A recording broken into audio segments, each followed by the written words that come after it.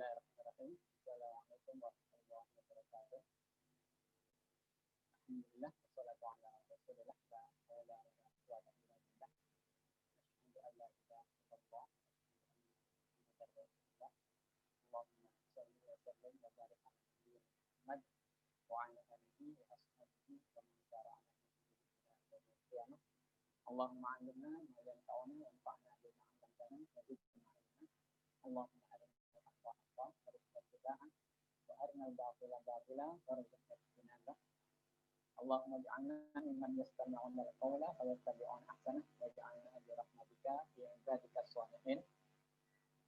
Alhamdulillah, segala puji dan puji Allah Subhanahu wa taala Rabbul alamin. Dalam kesempatan siang ini insyaallah kita akan membahas sebuah tema di komunitas kajian kita, yakni tentang hubungan penciptaan manusia dengan makanannya. Sebelum itu, saya pribadi mohon maaf yang sebesar-besarnya karena tadi masih ada kendala teknis, sehingga waktu yang kita tentukan pada akhirnya harus tertunda. Semoga ini tidak mempengaruhi keberkahan ilmu yang akan kita bahas pada hari ini. Teman-teman sekalian, jamaah HTA yang dimuliakan dan dirahmati Allah Subhanahu wa taala. Sebagai pembuka, saya ingin menyampaikan sebuah ayat di dalam Al-Qur'an, yakni di Al-Qur'an surah At-Tariq ayat ke-5 sampai dengan ke-6. Allah Subhanahu wa taala berfirman, "A'udzu billahi minasyaitonir rajim. Falyanzuril insanu mimma khuliqa min ma'in dafiq." Maka hendaknya manusia itu memperhatikan dari apa ia diciptakan. Ia telah diciptakan dari air yang memancar. Ulama membahas setiap kata perintah atau amr pada asalnya hukumnya adalah wajib. Begitu pula dengan Quran surah At-Tariq ayat ke-5 ini, di mana Allah berfirman, maka hendaknya manusia memperhatikan dari apa ia diciptakan. Sehingga tentu sudah menjadi sebuah keharusan, kewajiban bagi kita semuanya untuk memperhatikan bagaimana kita ini telah diciptakan oleh Allah Subhanahu wa taala. Dari apa kita diciptakan dan bagaimana prosesnya, sudah semestinya ini semuanya menjadi bahan perhatian bagi kita semuanya, agar dengannya kita mampu mengenali siapa sesungguhnya kita ini, bagaimana cara mendidik diri ini, apa saja yang perlu dihindari, dan lain sebagainya. Baik, kita lanjut ke pembahasan berikutnya. Di dalam Quran surah Al-Insan di sini menjelaskan, sebelum kita membahas dasar penciptaan manusia dan bagaimana prosesnya, ada baiknya kita memperhatikan firman Allah Subhanahu wa taala yang berbunyi, hal ata 'alal insani hinun minad dahri lam yakun syai'an madhkura. Bukankah telah datang atas manusia satu waktu dari masa sedang dia ketika itu belum merupakan sesuatu yang dapat disebut. Ini menunjukkan sebelum diciptakan atau sebelum prosesnya penciptaan, kita melewati sebuah masa di mana kita belum bisa disebut dengan nama apapun juga. Ini menunjukkan siapalah kita sesungguhnya, karena dulu kita bahkan pernah mengalami sebuah masa yang memang kita tidak layak untuk disebut apapun sebutannya.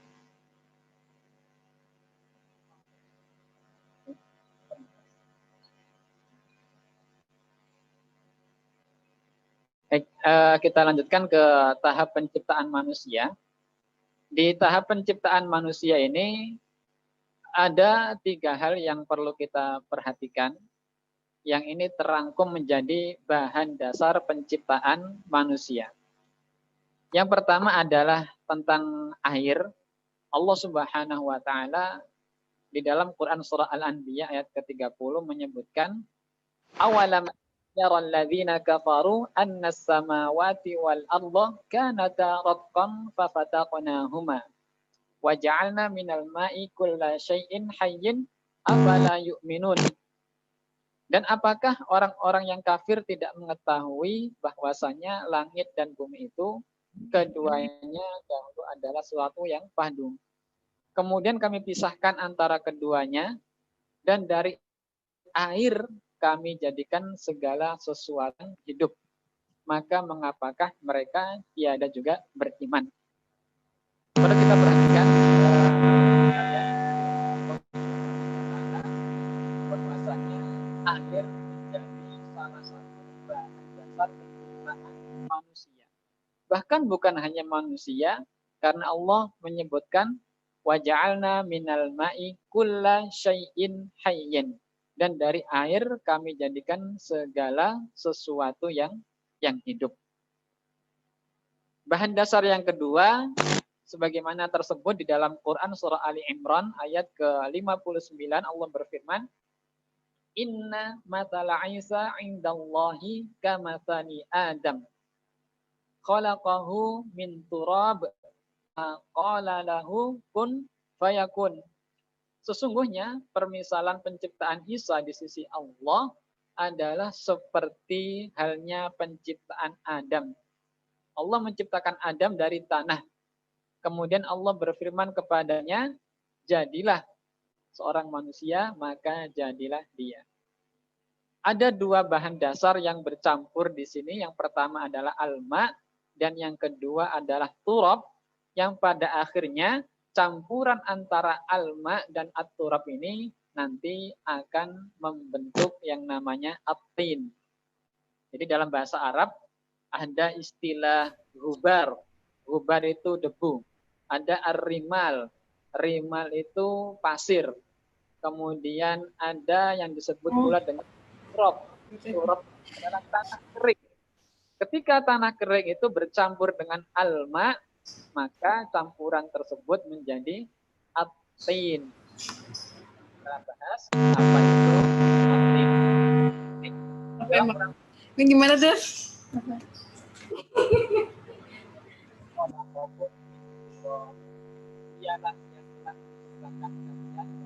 Turab, yakni tanah kering.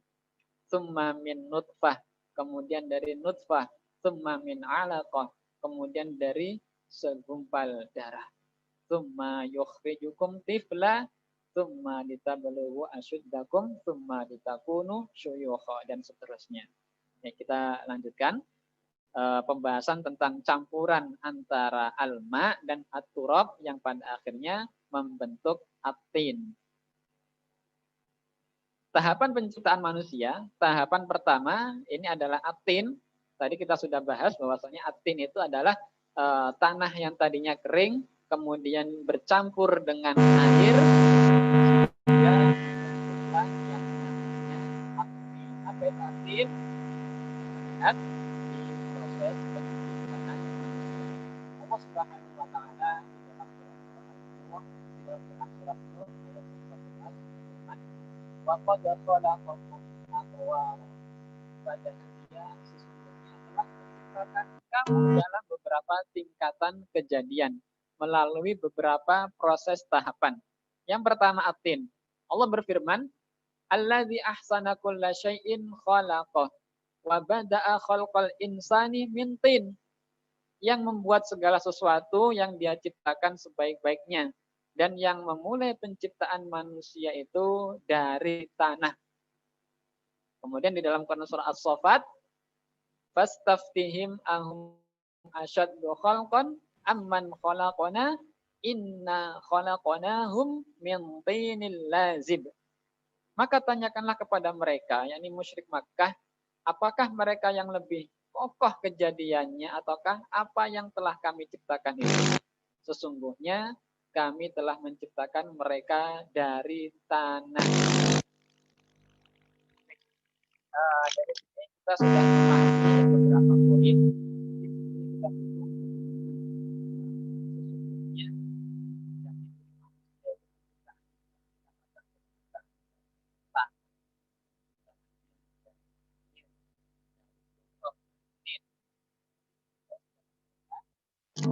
bahan dasar penciptaan manusia itu ada dua. Yang pertama adalah alma dan at-turab yang pada akhirnya membentuk at-tin.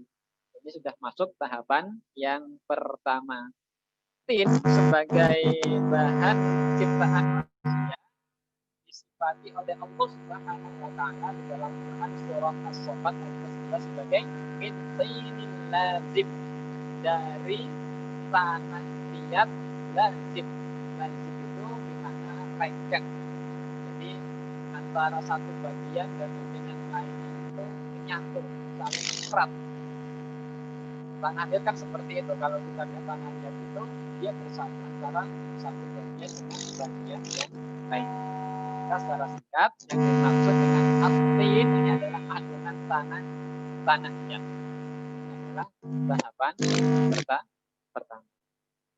Berikutnya di tahapan kedua kita akan menjumpai bahwasanya at-tin itu pada akhirnya akan berubah menjadi nama. Di dalam Quran surah Al-Hijr ayat ke-26 Allah berfirman, "Wa laqad khalaqna."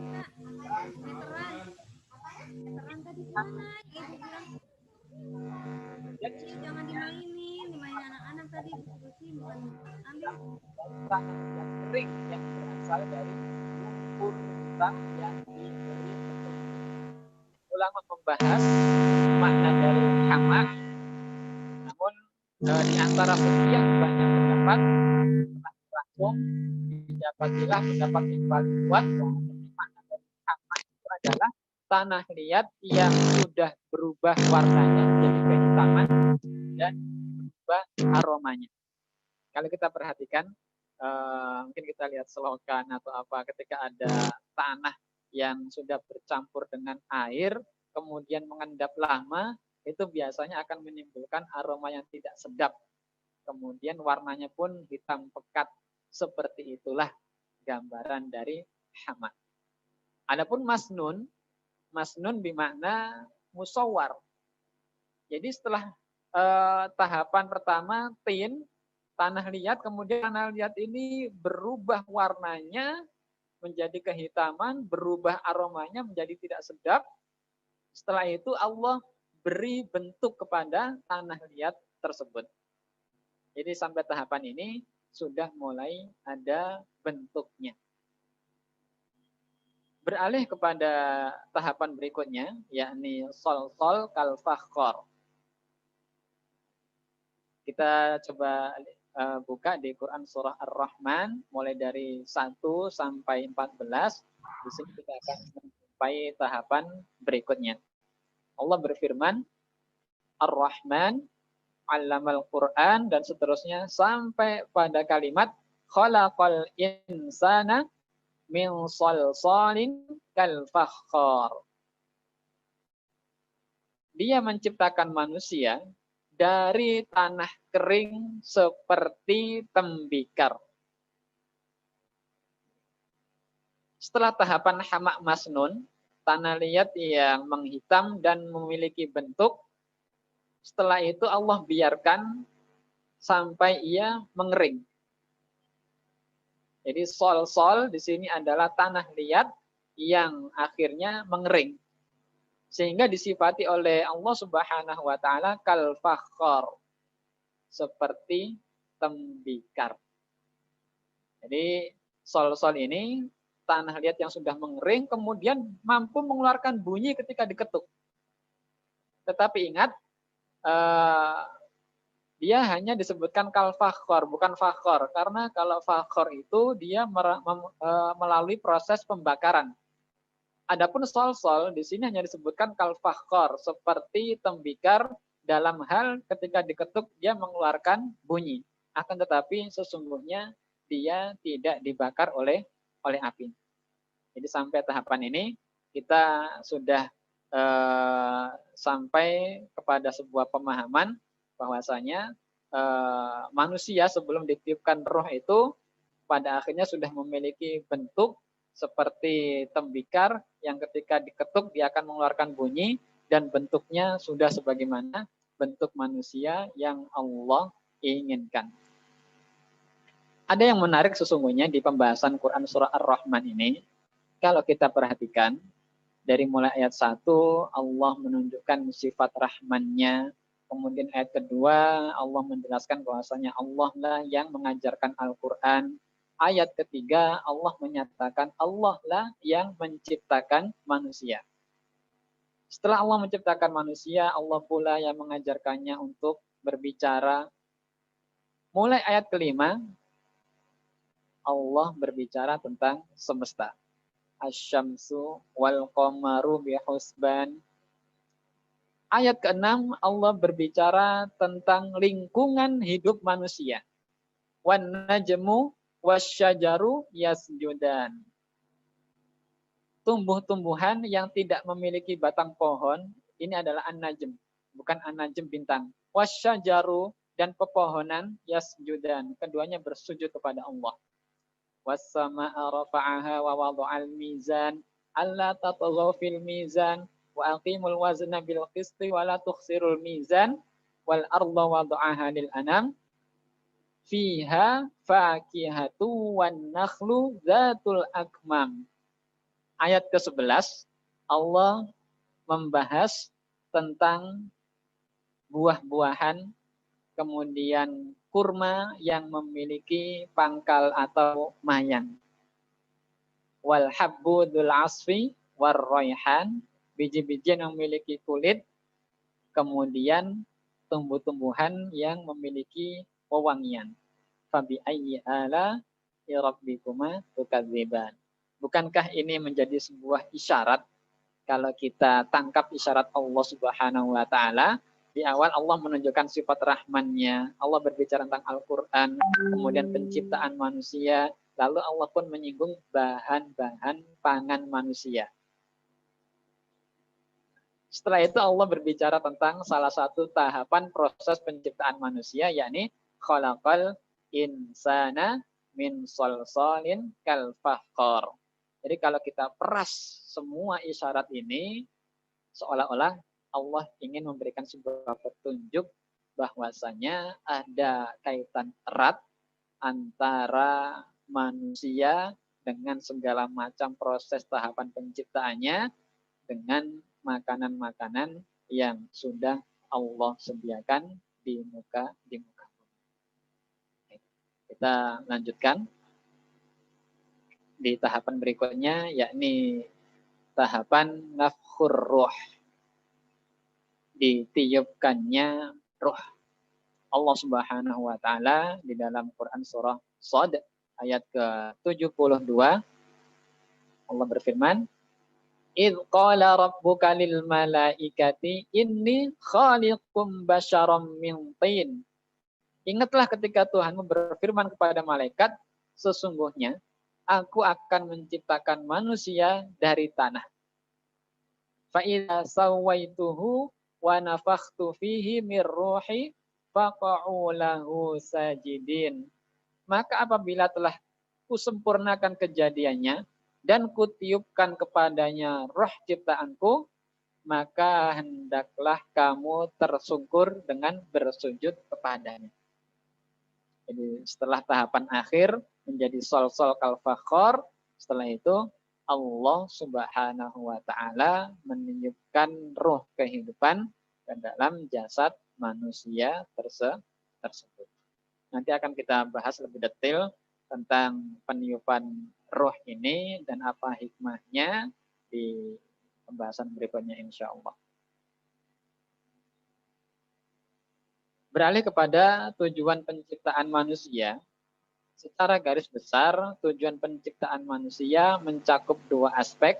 Yang pertama adalah tugas vertikal dan yang kedua adalah tugas horizontal. Tugas vertikal adalah bagaimana manusia beribadah menyembah Allah Subhanahu wa taala. Sedangkan tugas horizontalnya adalah tugas untuk mengelola bumi serta berhubungan baik dengan penghuninya. Allah berfirman terkait tugas pertama, wa ma khalaqatul jinna wal insa illa liya'budun. Dan aku tidaklah menciptakan jin dan manusia melainkan supaya mereka beribadah mengabdi kepadaku. Adapun tugas yang berkaitan dengan lingkungan sekitar dan sesama manusia, Allah sampaikan di dalam Quran surah Al-Baqarah ayat ke-30, wa idh qala rabbuka lil malaikati inni ja'ilun fil ardi khalifah. Dan ingatlah ketika Tuhanmu berfirman kepada para malaikat, sesungguhnya aku hendak menjadikan seorang khalifah di muka bumi. Makna khalifah, ada yang mengartikannya sebagai pengganti atau pengelola bumi. Kedua makna ini sesungguhnya saling melengkapi karena memang Allah ciptakan manusia di atas muka bumi itu yang pertama sebagai duta Allah Subhanahu wa taala untuk mengelola bumi ini. Dan yang kedua sebagai pengganti karena memang manusia datang setelah makhluk yang sebelumnya Allah ciptakan. Allahu a'lam bishawab. Kemudian di Quran surah Ar-Rum ini menunjukkan bahwasanya tugas manusia itu tidak cukup hanya dengan mengelola bumi dengan baik. Karena Allah sampaikan, awalam yasiru fil ardi fayanzuru kaifa kana aqibatul ladzina min qablihim.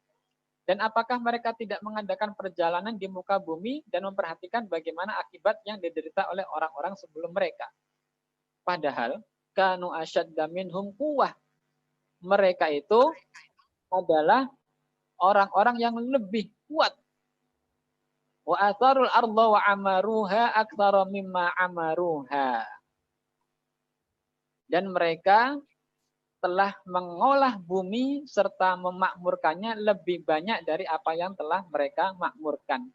Jadi memang tidak cukup jika tugas manusia itu hanya mengelola bumi dengan baik tanpa beriman dan menyembah Allah Subhanahu wa ta'ala. Oleh karenanya saya sampaikan tugas utama manusia itu ada dua, yakni tugas yang hubungannya secara vertikal dan yang kedua adalah tugas yang sifatnya horizontal. Adapun hikmah penciptaan manusia, kenapa Allah menciptakan manusia dengan bahan dasar dan proses yang seperti itu? Secara umum, di dalam Quran surah Fussilat ayat ke-53 Allah berfirman, sanurihim ayatina fil afaqi wa fi anfusihim hatta yatabayyana lahum annahul haq. Awalam yakfi bi rabbika annahu ala kulli syai'in syahid. Akan kami nampakkan, akan kami perlihatkan tanda-tanda kekuasaan kami fil afaq, di segenap penjuru, wa fi anfusihim, dan pada diri mereka sendiri. Hatta yatabayyana lahum annahul haq. Sampai jelas bagi mereka bahwasanya Al-Quran itu adalah benar merupakan wahyu dari Allah Subhanahu wa ta'ala. Di dalam tafsir, pembahasan tentang al-afaq dan wafi anfusihim ini terbagi menjadi dua. Pendapat yang pertama mengatakan bahwasanya makna al-afaq yakni al-ayat al-falakiyah wal kaukabiyah, yakni ayat-ayat yang berhubungan dengan semesta, planet-planet dan seterusnya. Wa ayatul laili wan nahar, tanda-tanda malam dan siang. Wa ayatul adwa wal idlal, tanda-tanda terang benderang dan kegelapan dan seterusnya. Termasuk diantaranya adalah ayat alamil anasir al-arba'ah, tanda-tanda kekuasaan Allah dalam alam unsur yang empat. Unsur yang empat itu api, air, tanah, dan udara. Wa ayatul mawalid ats-tsalatsah, dan tanda-tanda kuasa Allah pada tiga hal yang terlahir dari bumi.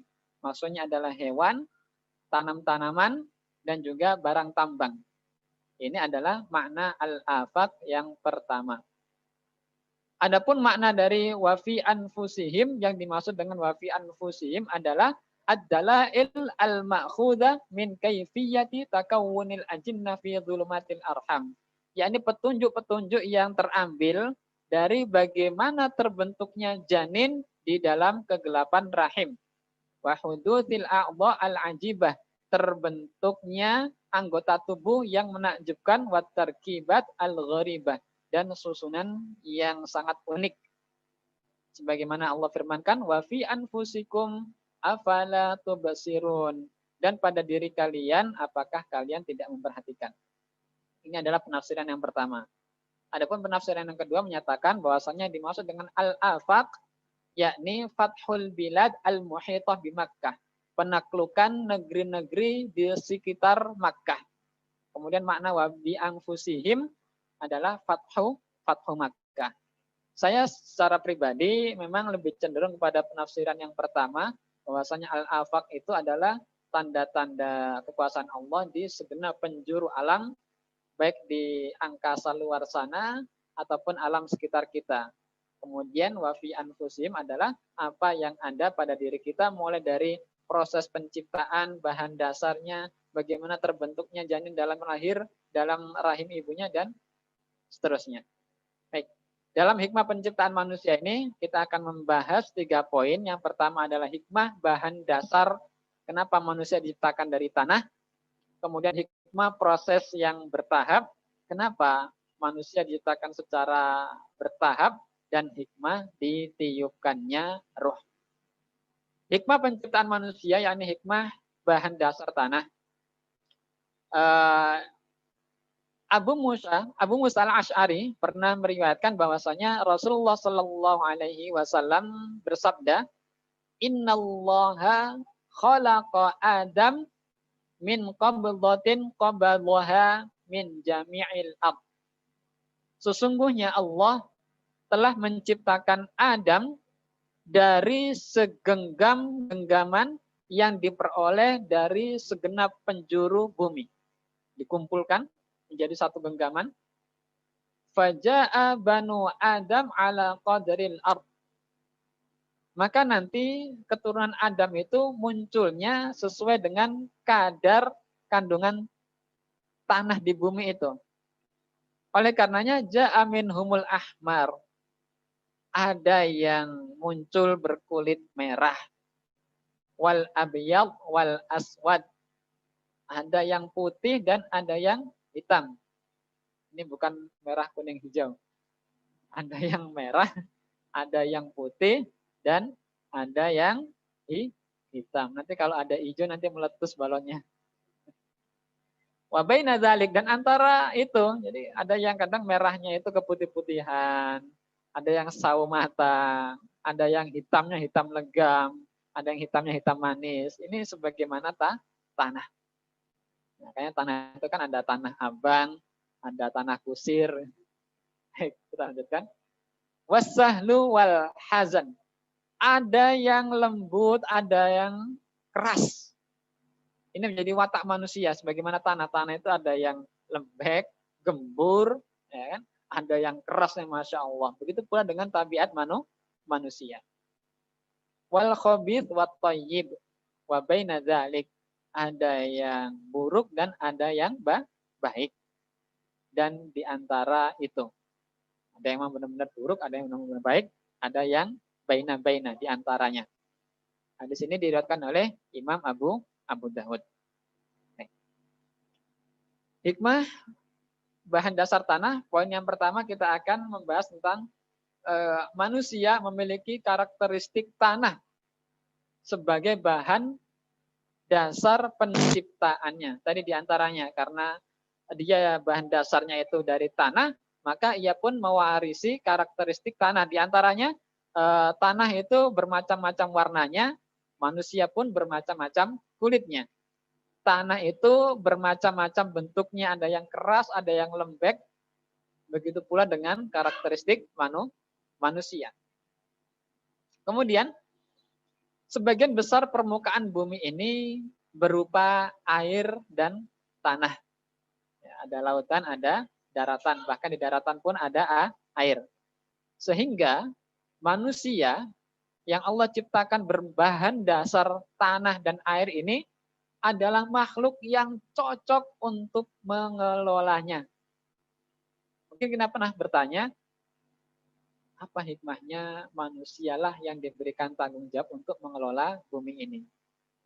Jawabannya ada di sini, karena bumi ini sebagian besarnya terdiri dari air dan tanah, maka makhluk yang tercipta berbahan dasar dari air dan tanah itulah yang paling tepat untuk mengelolanya. Ketiga, tanah tiada berharga tanpa unsur selainnya, sehingga manusia pun harus menyadari siapa sesungguhnya dirinya. Untuk membentuk menjadi atin, itu memerlukan campuran air, kan begitu tadi. Alma dicampur dengan at-turab, barulah menjadi atin. Atin pun setelah berubah tiada berarti tanpa ditiupkannya ruh oleh Allah Subhanahu wa Ta'ala. Oleh karenanya kita jangan pernah merasa diri kita ini hebat, jangan pernah merasa diri ini sombong dan sebagainya.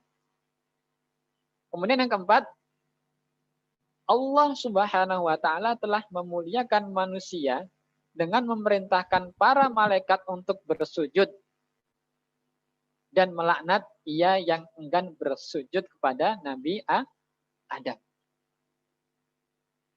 Padahal kalau kita perhatikan bahan dasar penciptaan manusia itu, Masya Allah, dari tanah lumpur hitam yang berbau. Oleh karenanya jangan heran kalau kita tidak mandi berapa hari gitu, mungkin itu pun akan keluar bau, sebagaimana hama masnun tadi pembahasannya. Tanah lumpur yang menghitam kemudian berbau busuk. Jadi wajar ya kalau manusia itu bau, karena memang bahan dasar penciptaannya itu memang bau. Jadi yang bau-bau ini ya sombong. Kemudian manusia memiliki karakter yang berbeda-beda sebagaimana tanah. Ini kalau kita belum yakin apakah memang benar manusia ini diciptakannya dari turab. Dari turab kita sudah tahu ya, turab itu adalah tanah kering sebelum ia bercampur dengan air. Coba saja, mungkin kita tidak mandi 3 hari, kemudian dikerok-kerok kulitnya, itu akan muncul bahan dasar penciptaan kita. Apa itu? Daki kering. Kemudian nanti kalau kena air basah, biasanya jadi daki lembek. Nah itu sebenarnya, coba ya lihat, kita ini kan suka dakian ya, sering dakian. Sebenarnya itu adalah bahan dasar penciptaan kita yang keluar. Itu sebagai bukti. Ya kita lanjut ke hikmah penciptaan manusia, yakni hikmah proses yang bertahap. Allah Subhanahu wa Ta'ala berfirman, wa taral jibala tahsabuha jamidah wa hiya tamurru marras sahab. Sun'allahi alladzi atqana kulla syai' innahu khabirum bima taf'alun. Dan kamu lihat gunung-gunung itu, kamu sangka dia tetap di tempatnya. Padahal ia berjalan sebagaimana jalannya awan. Begitulah perbuatan Allah yang membuat dengan kokoh tiap-tiap sesuatu. Sesungguhnya Allah mengetahui apa yang kamu kerjakan. Di ayat sebelumnya kita membahas alladzi ahsana, di sini alladzi atqana kulla syai'. Bahwasanya Allah itu mengokohkan segala sesuatu yang ia ciptakan. Kemudian di ayat yang lain menyebutkan bahwasanya Allah ketika menciptakan sesuatu itu juga ahsan, diperbagus sebagus-bagusnya. Nah, dari ayat ini kita akan mampu mengambil hikmah. Yang pertama, menunjukkan pentingnya penciptaan manusia serta perhatian Allah Subhanahu wa Ta'ala terhadapnya. Jadi kalau kita bertanya, kenapa ya Allah menciptakan manusia itu tidak ujuk-ujuk muncul jadi gitu. Bukankah Allah mampu untuk menciptakan itu dengan kun, jadilah. Fayakun, maka ia akan jadi sebagaimana yang dikehendaki oleh Allah Subhanahu wa taala. Tetapi tidak demikian dengan penciptaan manusia. Mulai dari turab yang dicampur dengan alma menjadi atin, kemudian setelah itu ada hama masnun, setelahnya lagi ada sol-sol kalfakhor, barulah setelahnya Allah meniupkan ruh. Tentu ini ada hikmah besar yang harus kita dapatkan. Tadi yang pertama menunjukkan pentingnya penciptaan manusia. Sesuatu itu bisa diamati bahwasanya ini adalah sesuatu yang penting ketika tahapannya itu bisa diamati. Coba bayangkan kalau sesuatu tiba-tiba ada, bagaimana kita mengamatinya. Ini juga menunjukkan betapa Allah Subhanahu wa taala itu perhatian terhadap manusia. Semenjak berupa turab saja itu sudah diperhatikan oleh Allah Subhanahu wa taala, dijaga sampai ke tahap tin, hama masnun, sol-sol, semuanya dalam penjagaan Allah Subhanahu wa taala. Ini poin pertama. Kemudian poin berikutnya, poin yang kedua, yakni agar manusia mampu mempelajari penciptaan dirinya. Bukankah Allah Subhanahu wa taala berfirman, "Wa fi anfusikum afala tubsirun?" Dan pada diri kalian, apakah kalian tidak memperhatikan? Nah, kalau kita ini ujuk-ujuk muncul, bagaimana cara kita mempelajarinya? Tetapi karena bertahap, maka sesuatu yang bertahap itu bisa dipelajari. Itu hikmah yang kedua. Kemudian hikmah yang ketiga, agar manusia tidak tergesa-gesa, tekun, serta teliti dalam melakukan sesuatu. Allah saja yang mampu menciptakan sesuatu secara ujuk-ujuk tiba-tiba, itu ternyata ketika menciptakan manusia itu tidak secara tergesa-gesa. Tidak ujuk-ujuk, tapi melalui proses yang cukup panjang. Bagaimana mungkin kita manusia yang penuh dengan keterbatasan ini, kemudian selalu ingin tergesa-gesa untuk menjadikan sesuatu. Nah, di sini pelajaran penting supaya kita tidak tergesa-gesa, serta tekun dalam menjalani proses, serta teliti.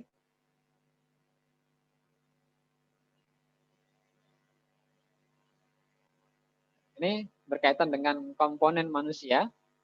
Tadi setelah membahas tentang bagaimana proses penciptaan jasad manusia, kemudian ditiupkannya ruh, maka kumpulan atau satuan dari jasad dan roh itu membentuk manusia yang pada akhirnya nanti manusia ini akan memiliki sifat dan perilaku. Marilah kita perhatikan Quran surah At-Tin ayat 1 sampai dengan 8. Allah berfirman, Bismillahirrahmanirrahim. Wattini wazzaitun wa turi sinin wa hadzal baladil amin. Laqad khalaqnal insana fi ahsani taqwim. Tsumma radadnahu asfala safilin, dan seterusnya. Ayat pertama, Allah berfirman, demi buah tin dan buah zaitun. Wa turi sinin, dan demi bukit Sinai. Wa hadzal baladil amin, dan demi kota Makkah ini yang aman. Ayat pertama menyebutkan at-tin dan az-zaitun. Apa itu tin dan zaitun? Tin dan zaitun adalah tanaman. Tin dan zaitun adalah bahan makanan. Kemudian waturi sinin wa hadzal baladil amin, apa ini? Ini adalah tempat, wilayah, tanahnya. Tanah yang terdapat di Bukit Sinai dan tanah yang terdapat atau wilayah yang terdapat di Makkah.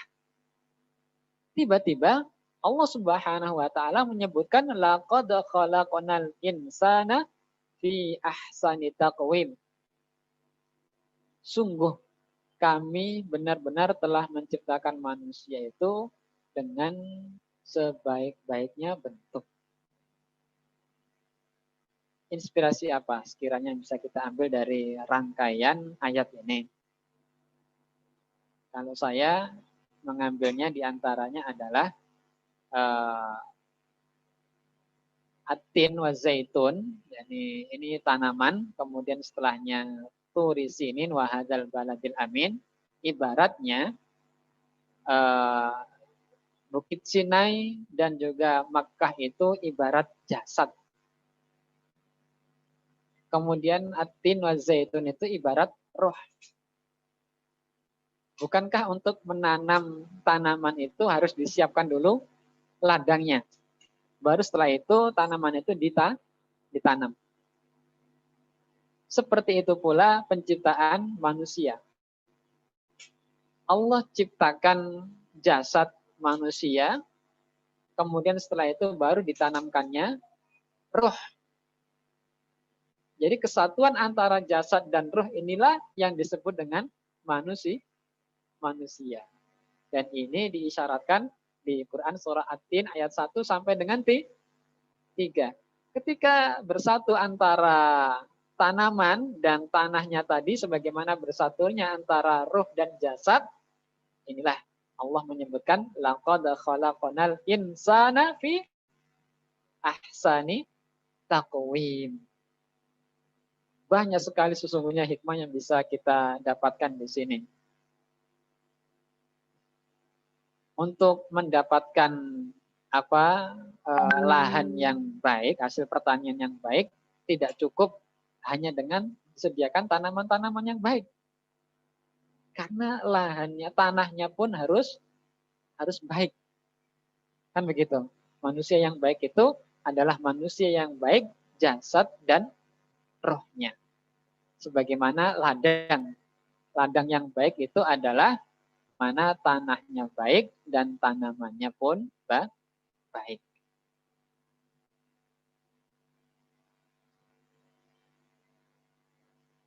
Kemudian bagaimana pengaruh makanan terhadap manusia? Ini kita perlu membahas juga bahwasanya makanan ataupun minuman itu memiliki pengaruh terhadap jasad, pengaruh terhadap ruh, serta pengaruh terhadap perilaku manusia. Perhatikan di Quran Surah At-Tariq ayat ke-5 dan Abasa ayat ke-24. Tadi di At-Tariq ayat ke-5 kita sudah bahas, fal yanzuril insanu mimma khuliq, maka hendaknya manusia itu memperhatikan dari apa ia diciptakan. Kemudian di Quran Surah Abasa ayat ke-24, Allah kembali memerintahkan manusia, fal yanzuril insanu ila ta'amih. Maka hendaknya manusia memperhatikan makanannya. Jadi ada dua perintah. Satu, perintah untuk memperhatikan tentang bahan dasar serta proses ia diciptakan. Dan yang kedua adalah perintah untuk memperhatikan apa yang ia makan. Kita tahu bahan dasar penciptaan kita. Kita tahu proses penciptaan kita. Kemudian kita bisa mengambil kesimpulan, karena bahan dasar kita itu dari tanah, maka makanan-makanan yang Allah sediakan itu semuanya pun berasalnya dari tanah. Bukankah tanah itu menumbuhkan tanaman-tanaman yang mana tanaman-tanaman ini memberikan menjadi bahan pangan untuk hewan serta manusia.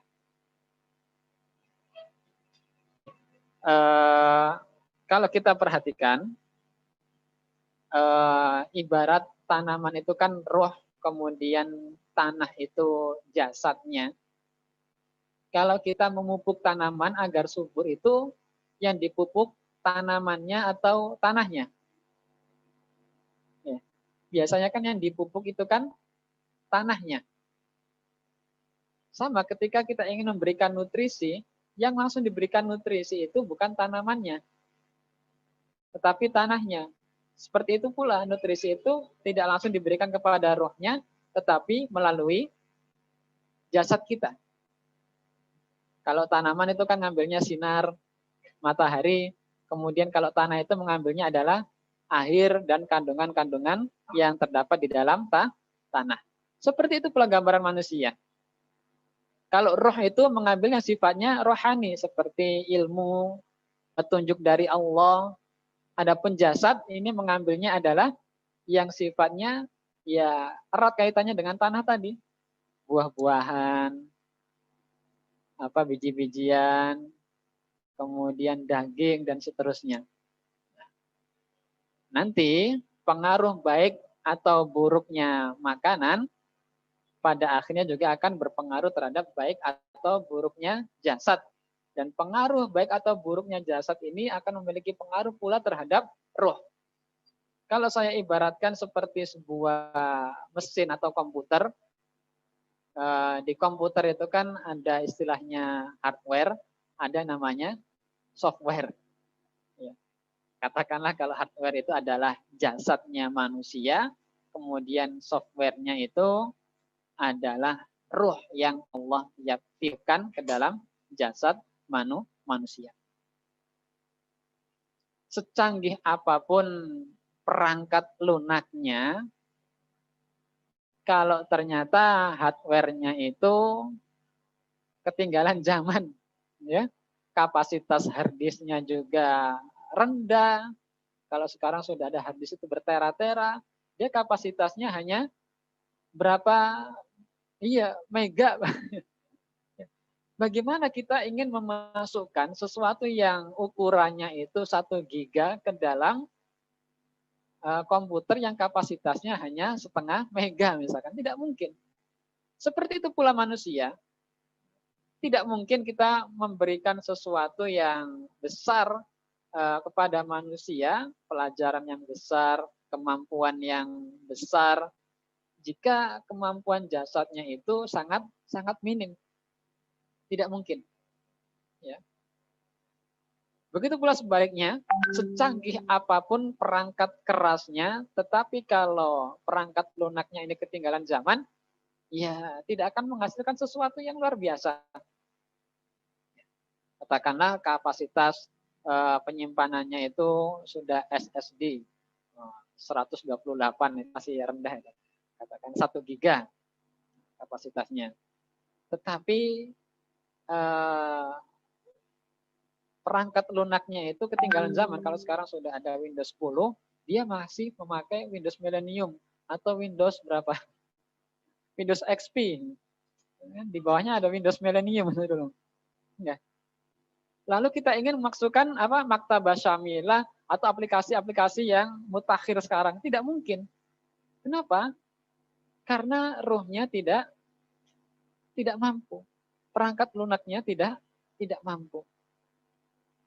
Jadi harus ada kesatuan yang utuh antara baiknya jasad dan baiknya roh. Sedangkan baiknya jasad kita, yang mana bahan dasarnya ini adalah dari tanah, ini juga kaitannya sangat erat dengan apa yang muncul dari tanah berupa makanan tadi. Jika apa yang kita makan itu buruk, maka akan berpengaruh buruk terhadap jasad kita. Begitu pula ia akan berpengaruh buruk terhadap roh yang pada akhirnya nanti kepada tingkah laku atau sifat kita. Mungkin itu dulu untuk pertemuan pertama, karena kita baru membahas bahan dasar serta proses penciptaan manusia pertama, yakni Nabi Adam. Karena masih ada proses penciptaan manusia berikutnya, yakni ketika manusia itu berketurunan. Ini pun nanti layak kita pelajari, karena tentu dari proses-proses yang Allah berikan dalam penciptaan manusia itu semuanya ada hikmah yang sangat luar biasa. Mungkin untuk sementara ada yang bertanya, saya persilahkan, baik yang offline ataupun yang online. Silakan.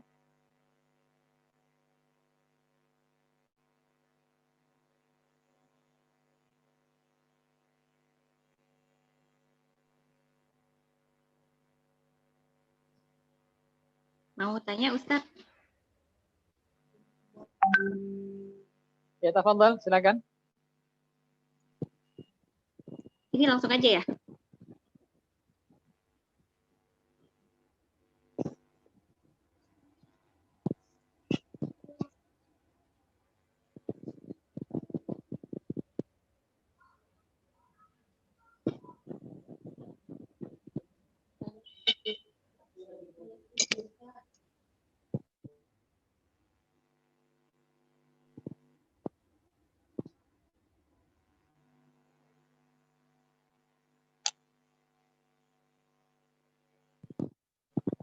Iya, tadi bismillahirrahmanirrahim. Assalamualaikum warahmatullahi wabarakatuh.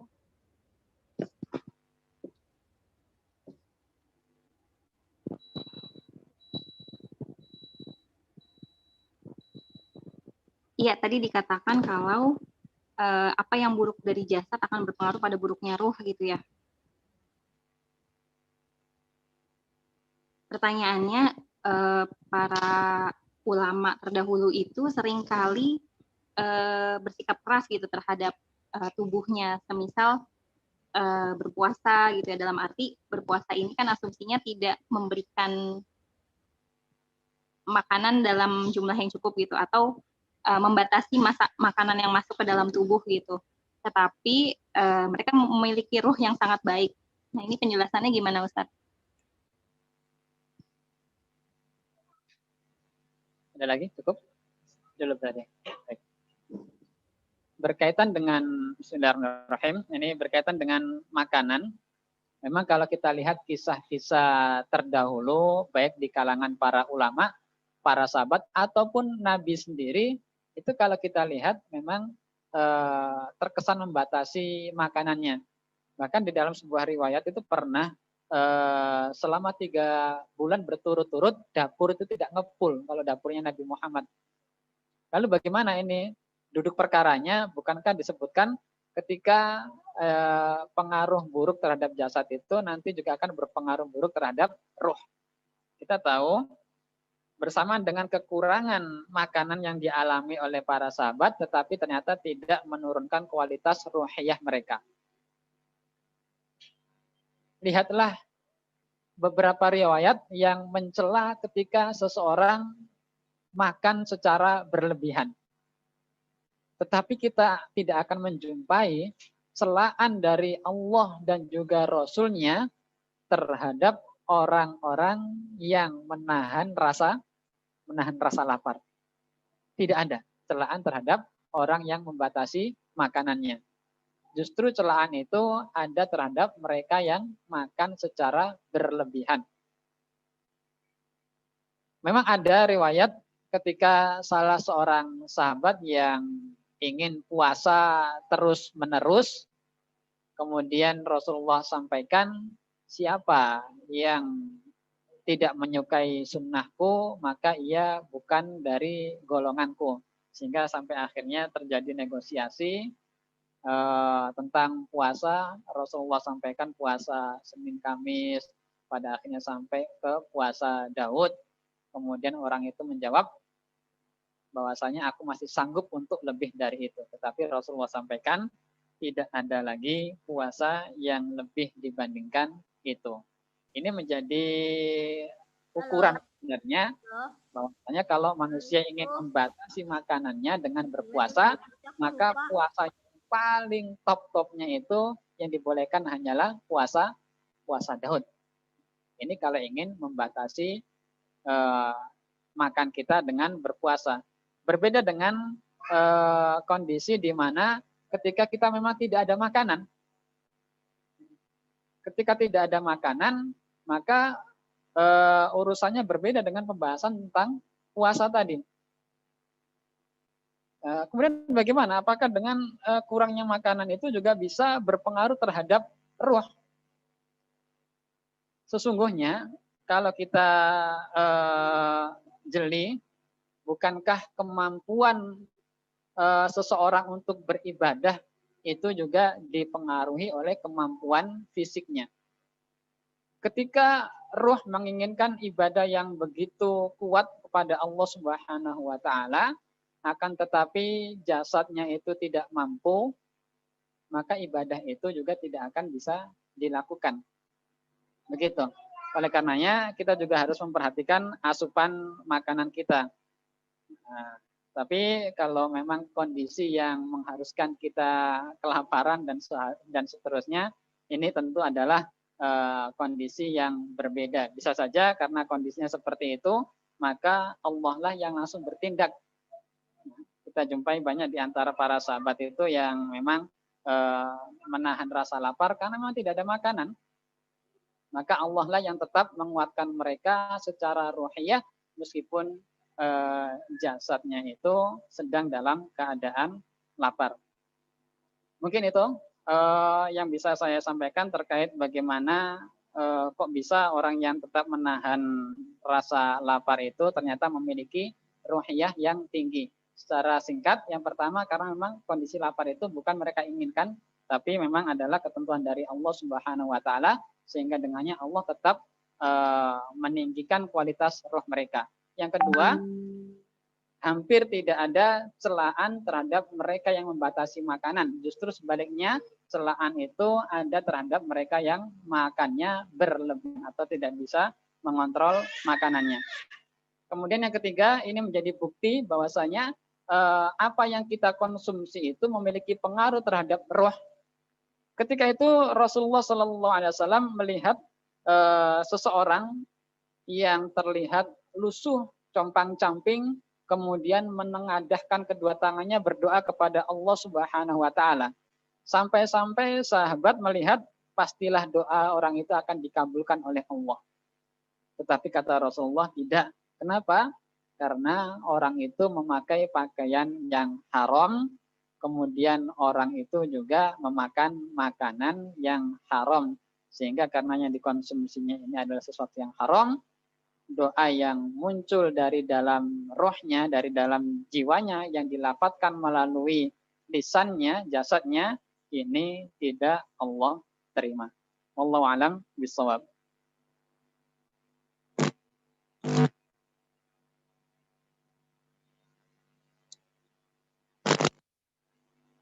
Jika kurang jelas, bisa ditanyakan kembali poin-poinnya atau barangkali yang lain ingin bertanya, saya persilahkan.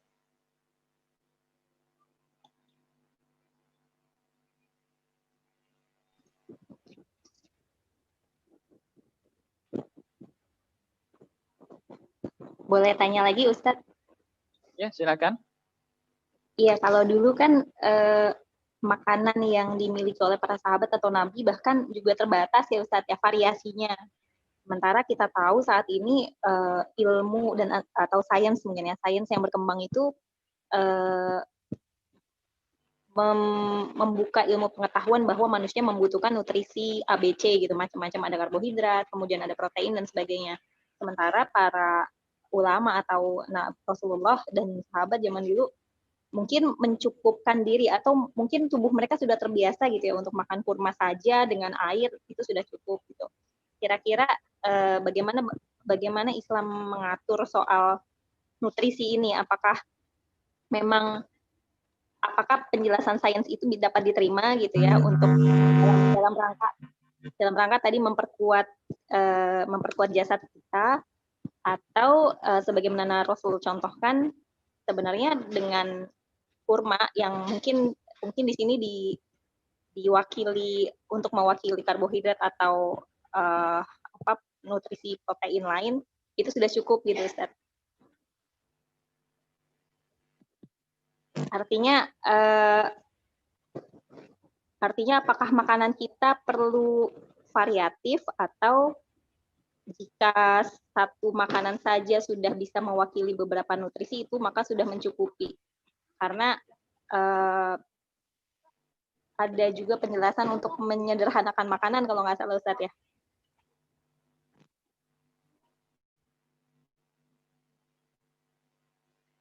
Sudah pertanyaannya?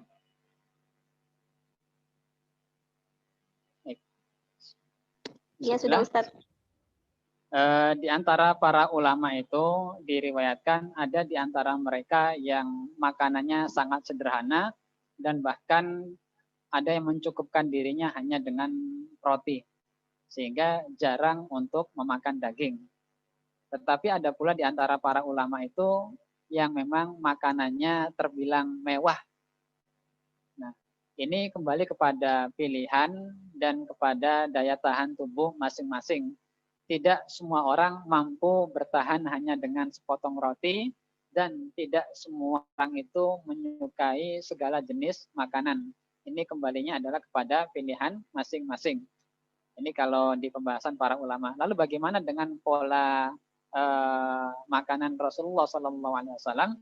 Maka kita kembalikan kepada apa yang pernah kita bahas tentang mulai sekarang coba sederhanakanlah makananmu. Kalau kita melihat Rasulullah SAW itu memang sederhana makanannya, tetapi bukan berarti kemudian Rasulullah hanya membatasi makanannya di satu jenis makanan. Karena kita lihat Rasulullah pernah memakan ikan, Rasulullah pernah memakan daging, Rasulullah memakan sayuran, Rasulullah memakan buah-buahan dan biji-bijian. Ini menunjukkan bahwasanya makanan Rasulullah itu pun variatif. Dan bukankah Rasulullah itu adalah panutan kita dalam segala aspek sisi kehidupannya. Mulai dari tata cara beribadahnya, kemudian termasuk dalam masalah makanannya. Itu yang pertama. Mencontoh Rasulullah bahwasanya makanan Rasulullah pun itu variatif. Tetapi tetap ini harus dalam bingkai sederhanakanlah makananmu. Karena Rasulullah itu meskipun makanannya variatif, tidak pernah mencari-cari apa yang tidak ada. Karena beliau memakan apa yang ada di hadapannya, apa yang tersedia, dan apa yang beliau miliki. Sehingga beliau tidak pernah seperti kita, seperti ini. Sekarang makan apa ya? Nanti enaknya makan apa ya? Tidak. Apa yang ada, apa yang dimiliki, dan apa yang tersedia, itulah yang beliau makan. Jika memang yang tersedia dan dimiliki adalah sesuatu yang beliau suka, maka akan beliau makan. Dan jika sesuatu yang ada di hadapannya adalah sesuatu yang tidak beliau sukai, beliau tinggalkan. Sebagaimana ketika dihadirkan al-dhab di hadapan beliau yang dimasak oleh Maimunah radhiyallahu anha, maka beliau menolak dengan sangat halus dengan pernyataan di tempatku aku tidak biasa memakan ini, bukan dengan kalimat aku tidak doyan dan seterusnya. Jadi beliau menolak dengan kalimat yang sangat halus. Itulah Rasulullah Shallallahu Alaihi Wasallam. Dan semua yang beliau makan ini adalah sesuatu yang halal dan thayyib. Nah, thayyib aska. Nah, dari sini kita sudah mulai harus belajar untuk makanan kita itu sudah mulai harus kita sederhanakan. Apa yang ada di sekitar kita, apa yang kita miliki, kalau memang itu adalah sesuatu yang halal dan thayyib, maka cukup. Tidak perlu kita, ini berat ya, saya sendiri juga berat ini. Kadang sore nanti pengen seblak gitu kan, nanti malam pengen mie Aceh gitu kan. Nah, ini kita sebenarnya dari sini saja sudah menunjukkan bahwasanya makanan kita itu tidak sederhana. Padahal di lemari, di kulkas kita itu masih penuh bahan makanan. Itu kan kita. Nah, berbeda dengan Rasulullah Shallallahu Alaihi Wasallam. Jadi jangan berarti mereka yang makanannya mewah itu salah, belum tentu. Karena memang itulah yang dia miliki. Memang itulah dia memiliki itu. Asalkan itu halal, baik, maka ukuran kesederhanaan manusia itu juga berbeda-beda. Nah, terkadang ada orang-orang yang memang makanannya kok itu saja. Lah memang punyanya itu. Nanti Allah yang akan menilai apakah orang ini berlebih-lebihan atau orang ini memang kondisinya seperti itu. Sehingga Allah lah yang akan menolongnya jika memang ia ingin beribadah kepada Allah Subhanahu wa Ta'ala. Poin terakhir, memang makan dan minum itu penting untuk kebutuhan jasad kita. Tetapi makan dan minum itu bukanlah segalanya. Ya, sekali lagi, makan dan minum itu penting untuk kebutuhan jasad kita, karena memang kemampuan ruh kita untuk beribadah itu juga ditentukan dengan kemampuan jasad tadi. Tetapi sekali lagi, makan dan minum bukan segala-galanya. Ini terbukti karena banyak di antara salafus soleh yang kekurangan asupan jasad, namun ternyata mereka tetap memiliki roh dan kemampuan yang tinggi untuk beribadah kepada Allah Subhanahu wa Ta'ala. Nah, berkaitan dengan kurma tadi ya, ini juga menunjukkan keadilan Allah Subhanahu wa Ta'ala. Kenapa kok di kurma itu lengkap sekali gizinya? Kan di padang pasir itu susah tumbuh yang namanya beraneka ragam makanan. Tidak bisa di sana ditanami nanas ya, tidak bisa di sana ditanami stroberi dan lain sebagainya. Oleh karenanya banyak kandungan-kandungan gizi dari buah-buahan itu terangkum di dalam kurma. Kan memang wilayahnya seperti itu. Lalu bagaimana dengan negara kita? Nah, di Indonesia ini mungkin sulit ya nanam kurma, tetapi Allah berikan kemudahan untuk tumbuhnya berbagai macam jenis buah-buahan dan sayuran. Ini menunjukkan keadilan Allah Subhanahu wa Ta'ala. Jadi jangan beranggapan mereka yang tidak memakan kurma itu kemudian salah atau sebaliknya. Jadi ini adalah keadilan Allah Subhanahu wa Ta'ala. Syukur-syukur kalau di negara kita ini ya buah-buahan itu mudah didapatkan. Begitu pula dengan kurma, tidak perlu nanam, ternyata kurma pun banyak di negara kita, Masya Allah. Kok begitu juga masih banyak nggak doyan kurma gitu ya. Ini menyanyiakan karunia Allah Subhanahu wa Ta'ala.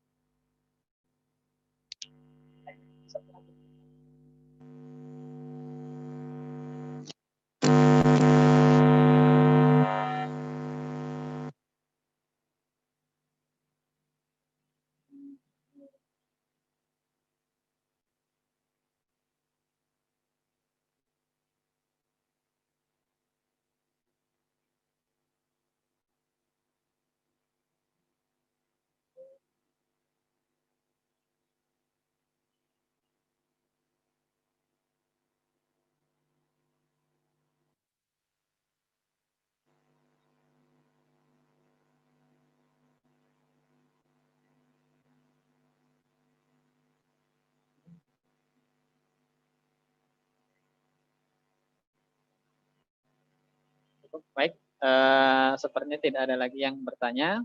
Maka saya cukupkan sampai di sini. Sebelumnya, mohon maaf yang sebesar-besarnya. Ini secara kesiapan tadi memang banyak hal yang belum kita siapkan. Sehingga ya molor dan waktunya dan banyak kekurangan lainnya mohon dimaafkan. Semoga ini tidak menjadikan semangat kita berkurang. Untuk berikutnya, bagaimana ini kita offline atau? Gitu. Ya, kalau saya sebenarnya lebih ini ya nyaman di offline. Iya, nanti kalau masalah tempat, insya Allah bisa saya sediakan. Kalaupun bukan di sini, akan saya infokan di tempat yang lain yang tidak jauh-jauh dari sini. Itu saya harapnya bisa offline. Untuk pertanyaan-pertanyaan yang mungkin baru muncul setelah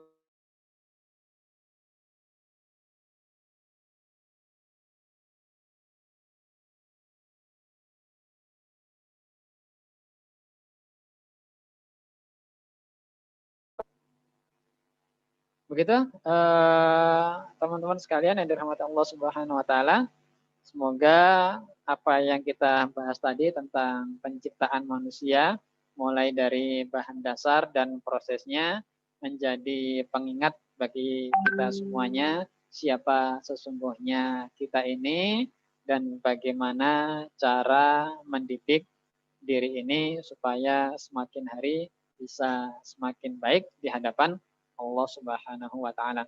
Akhirul kalam, mari kita tutup dengan baca kafaratul majlis. Subhanakallahumma wa bihamdika asyhadu an la ilaha illa anta astaghfiruka wa atubu ilaik. Akhirul kalam billahi taufiq. Wassalamualaikum warahmatullahi wabarakatuh.